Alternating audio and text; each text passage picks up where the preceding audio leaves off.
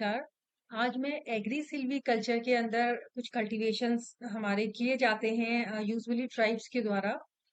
तो उन दो टर्म्स के बारे में आपको बताना चाहूंगी, जैसे शिफ्टिंग कल्टीवेशन और टोंगिया।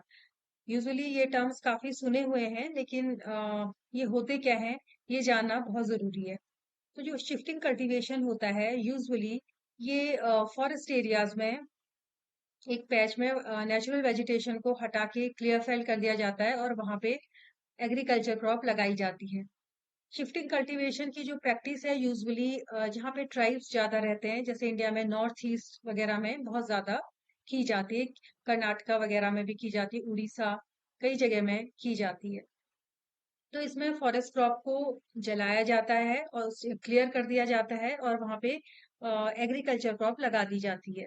ये कम से कम कुछ साल तक ये प्रैक्टिस वहां पे की जाती है और उसके बाद उस लैंड को एग्रीकल्चर क्रॉप जब हार्वेस्ट करती है तो उस लैंड को फिर वैसे का वैसे ही छोड़ दिया जाता है और उसका जो भी लेफ्ट ओवर है या जो भी चीजें उसको जला के दूसरी जगह को शिफ्ट कर देते हैं फार्मर्स। तो शिफ्टिंग कल्टीवेशन की जो ये प्रैक्टिस है ये कहीं ना कहीं हम लोगों के लिए हमारा जो इकोसिस्टम है उसके लिए हानिकारक होती है, क्योंकि पहले से तो ऐसा होता था कि दो 20 से 30 साल तक ये जो साइकिल है वो होता था, काफी लंबा इसको इंक्रीज किया जाता था, या 20-30 इयर्स का टाइम लेता था। लेकिन अब इसको बहुत ही कम रिड्यूस कर दिया गया है, क्योंकि पॉपुलेशन प्रेशर बहुत ज्यादा है। तो अपनी नीड्स को पूरा करने के लिए बहुत कम समय में जितनी जल्दी जल्दी हो एग्रीकल्चरल प्रैक्टिसेस हमारी बनती रहें, इस कहना चाहिए एक लालच ही कह लीजिए कि वजह से जो है जो फार्मर्स होते हैं वो 2-3 साल में ही अपनी क्रॉप को जो है फटाफट एग्रीकल्चर लैंड में अपनी क्रॉप उगाते हैं और उसको बर्न करते हैं और शिफ्ट हो जाते हैं। तो ये जितनी जल्दी ये सारी चीजें ये एक्टिविटीज रिपीट होती हैं, उतना ही हमारा लैंड का लॉस होता है, डिग्रेडेशन होता है, इकोसिस्टम हमारा जो है कमजोर हो जाता है। इसी तरीके से लैंड का डिटीरियोरेशन होता है, जिसे हम कहते हैं, जैसा कि ये पिक्चर में आपको दिखाया गया है। पूरी लैंड जला के फार्मर्स जो है इसके बाद नेक्स्ट लैंड के दूसरे पैच में इसी तरह की एक्टिविटीज करते हैं। तो इस तरीके से अगर फॉरेस्ट में एक्टिविटीज होती रही और रिपीट होती रही 2-2 3-3 साल में, तो फॉरेस्ट का डिग्रेडेशन तो निश्चित ही है। तो इसका जो इफेक्ट है वो यही है कि एक तो deforestation and denudation in hill slopes बहुत ज्यादा हो जाता है, सॉइल इरोजन का बहुत ज्यादा चांसेस हो जाता है, न्यूट्रिशन लॉस होते हैं, ठीक है ना। और जो हमारे रिजर्वायर्स हैं उनमें जो है सिल्ट का जमाव ज्यादा हो जाता है। इसके अलावा जो भी केमिकल जो पोटेंशियल है सॉइल का, वो सारी चीजें खत्म हो जाती हैं सॉइल में। वीड ग्रोथ बहुत ज्यादा हो जाती है। तो इसलिए जो है शिफ्टिंग कल्टीवेशन कहीं ना कहीं एक नुकसान वाली प्रक्रिया है। दूसरा आता है Taungya system. Taungya system Burmese word से लिया गया है। बर्मा में 1850 में लगभग ये इंट्रोड्यूस हुआ था, लेकिन इंडिया में नॉर्थ बंगाल में 1896 में इसको जो है शुरुआत इसकी की गई है। तो यूजुअली अभी भी ये केरला, बंगाल, उड़ीसा, कर्नाटका इन रीजन्स में होता है, जो कि हिली होते हैं, हिली एरियाज होते हैं, उन रीजन्स में ये प्रैक्टिस की जाती है।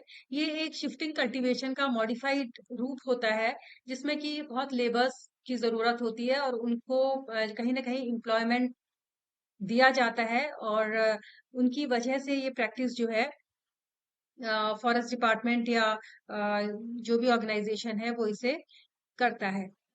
इसमें भी ट्री प्लांटिंग और क्रॉप को एक साथ ही लगा दिया जाता है। लगभग 1 से 3 इयर्स के बीच तक ये प्रैक्टिस होती है। उसके बाद फिर एक दूसरी लैंड की ओर शिफ्ट कर लिया जाता है। जैसे कि ये पिक्चर में आपको दिखाया गया है, नीचे फॉरेस्ट क्रॉप, एग्रीकल्चरल क्रॉप लगी है और ये ट्रीज हैं फॉरेस्ट क्रॉप, उनके कॉम्बिनेशन में ये प्रैक्टिस हो रही है। इसी तरीके से टोंगिया के 3 टाइप्स होते हैं।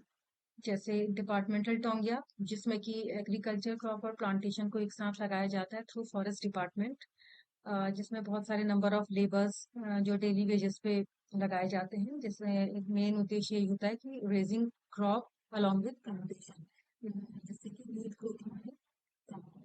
इसके अलावा लीज टोंगिया आता है, जिसमें लीज पे जो है जमीन लेके एग्रीकल्चर और फॉरेस्ट क्रॉप को एक साथ लगाया जाता है। और इसके अलावा फिर विलेज टोंगिया आता है जो कि विलेजर्स की हेल्प से लगाया जाता है। तो इसी तरीके से ये टोंगिया जो है के 3 टाइप हमारे पूरे होते हैं, लेकिन एम सबका एक ही है कि इसको हम दोनों के कॉम्बिनेशन में लगाते हैं, चाहे फॉरेस्ट क्रॉप हो या फिर एग्रीकल्चर क्रॉप हो, इन दोनों को मिक्स करके हम लगाते हैं। एडवांटेज टोंगिया की ये है कि आर्टिफिशियल रिजनरेशन जो है चीपली हो जाता है, प्रॉब्लम्स जो है अनएम्प्लॉयमेंट की थोड़ा सा वो सॉल्व होती है, मैक्सिमम यूटिलाइजेशन ऑफ साइट होता है, लो कॉस्ट मेथड है, और जो फॉरेस्ट है वो थोड़ा सा अच्छा एक डिपार्टमेंट को एक रेवेन्यू वगैरह मिलता है।